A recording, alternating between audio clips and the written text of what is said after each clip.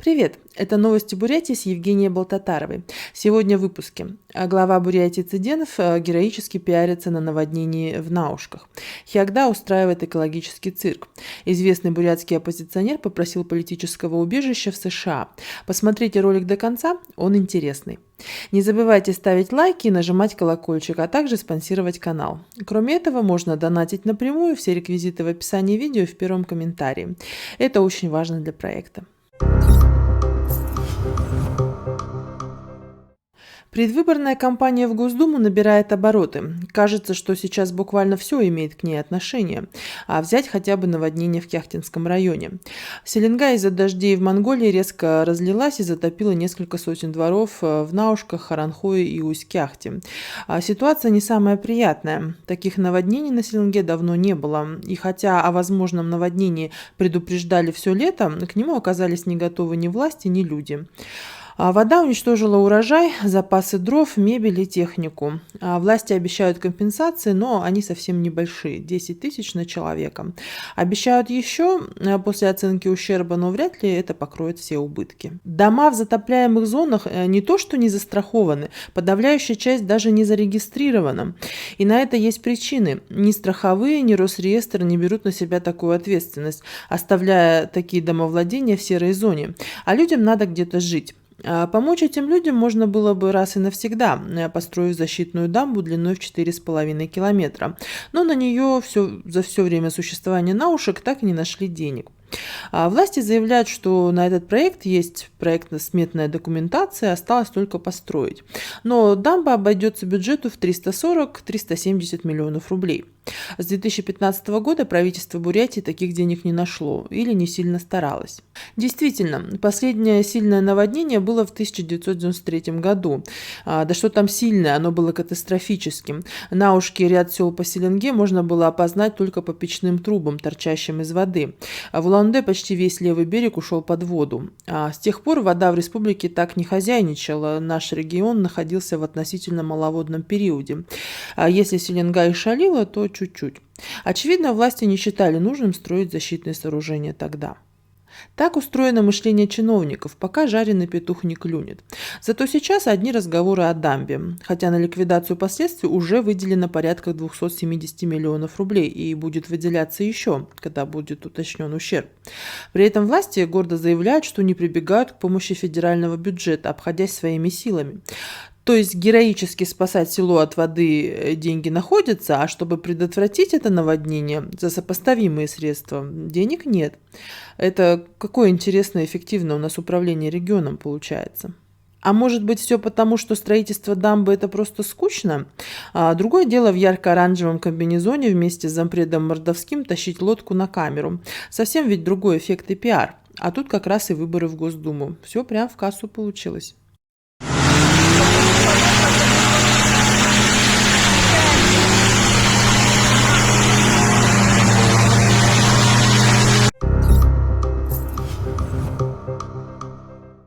Хиагда после ролика на моем канале, который можно посмотреть тут или в ссылке в описании видео, не устает отчитываться о кристальной чистоте своего производства. Напомню, что в интернете пару недель назад появилось видео, на котором предположительно изображен участок леса возле промышленной площадки Хиагды. Дело в том, что он полностью черно-белый, как фотографии из Советского Союза. А серо-черные деревья без листвы, такая же трава, кустарники и даже мох, что довольно забавно контрастирует с нормальным зеленым лесом тут же поблизости.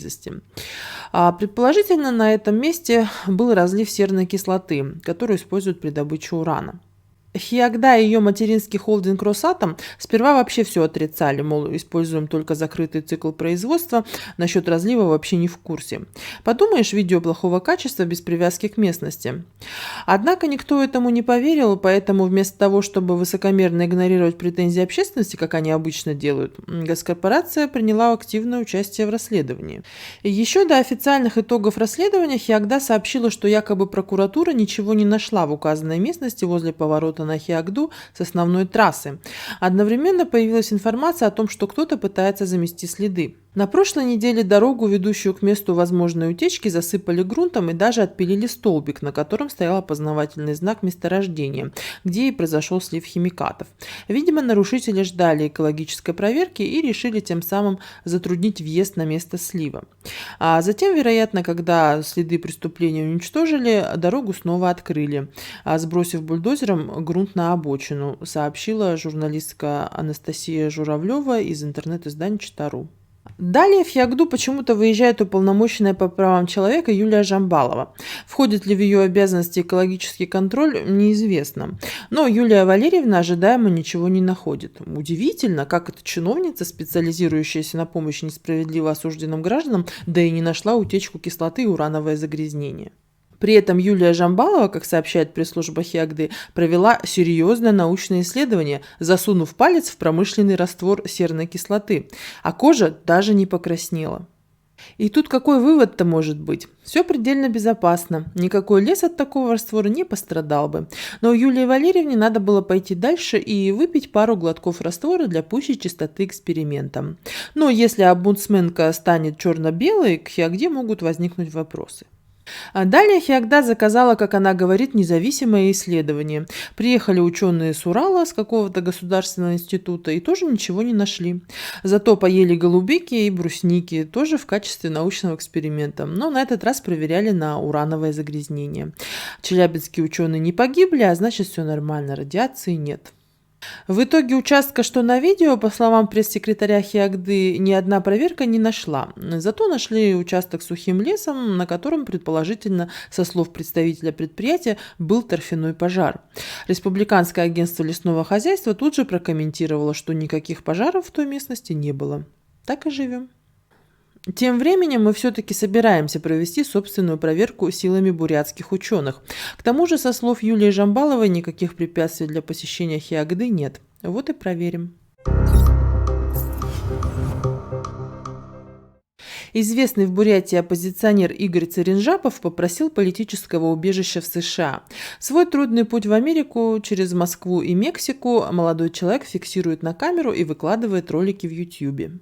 Вот он в Тихуане, ищет попутчиков, чтобы купить машину и на ней пересечь границу США. Вот они уже на границе, и надо выбегать из машины, чтобы добраться до американских офицеров. Но никто не решается, боятся, что будут стрелять. Или что это? Или не... Будем или не будем? Конечно, будем. Миха, ты побежишь, может? Блядь, я пристегнутый, они на меня первое внимание обращают. Блять, я отсюда как выйду, а? Да никак, тут дверь закрыта. Игорю и его попутчикам, среди которых и буряты, и русские, удалось пересечь границу только со второго раза. Несколько часов в Бордере, миграционной тюрьме на границе, потом отель в Сан-Диего, карантин, прививка Pfizer от коронавируса и дальше Большая Америка. Лос-Анджелес, Нью-Йорк, Майами. Судя по всему, Игорь решил осесть именно в Майами. Уже сдает на водительские права. Всех приветствую, дорогие друзья. Земляки, ну, поскольку все земляки, это вещаю для России и стран СНГ. Сейчас нахожусь в отеле Сан-Диего. Сегодня 22 августа. Прибыли сюда позавчера с бордера, с иммиграционной спецприемника, тюрьмы, как неважно. Цепочка у меня пропала куда-то, они ее не положили. Бумажка моя была в обложке паспорта, в ковере в этом, да. Они ее куда-то выкинули. И все. То есть на допрос уже пришел. Она спрашивает меня, это инспектор, куда поедете? Я говорю, бумажка у меня потерялась. В обложке была. Через переводчик это все объясняем. Ну, не знаю, все. Ну, в общем, включила меня, что мои гарантеры были еврейская организация. Беженцев,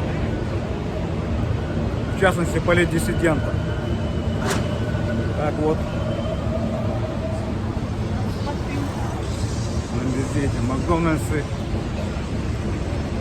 Ну и куча городских сумасшедших. Вот все здесь.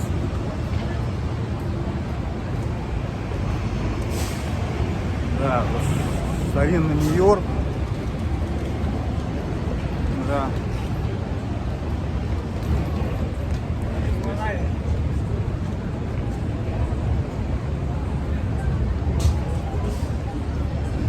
Знаменитые небоскребы.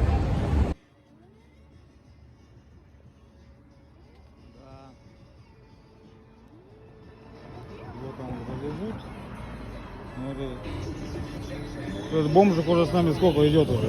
Километра полтора. Хорошо, тут тепло. Сидят. Сюда. Ну так, сейчас. Здравствуйте всем. На канал Профсоюз Бурятия. Находимся все там же, город-герой Майами. Лассанту, то есть практическое вождение на категорию легковых автомобилей. Вот таким образом происходит на площадке. Сейчас только что. Игорь Цыренжапов, конечно, не является звездой бурятской оппозиции, как Дмитрий Баиров или Лилия Донская, например. Но его часто можно было видеть на их акциях и прямых эфирах на площади Советов. На его собственном канале «Профсоюз Бурятия», на котором сейчас идет повествование об Америке, также много роликов посвящено неким общественным инспекциям крупных торговых сетей в Улан-Удэ. А Игорь выкладывал истории тяжелого труда в абсолюте, когда люди падали в обморок на рабочем месте, а также случаи, когда их унизительно обыскивают. А кроме этого, Игорь делал и самостоятельные акции, вставал с пикетами у Дома правительства в Улан-Удэ. А все это, скорее всего, войдет в его миграционный кейс, в тот документ, который рассмотрит судья и решит, давать или нет ему убежище. То, что Игоря сейчас выпустили из бордера, не означает, что процедура закончена. А США не могут себе позволить держать в тюрьме всех, кто попросит убежища, так как рассмотрение кейса может затянуться на пару лет. Поэтому тех, кто прибыл в страну и попросил убежища, пусть даже таким опасным способом, как через границу с Мексикой, в основном отпускают на волю, а если не замечают за человеком опасного поведения и если он не успел нарушить закон. Но ему нужно быть постоянно на связи с властями, отмечаться, нанять адвоката и ждать суда, который может как дать убежище, так и депортировать обратно. Но даже так было не всегда.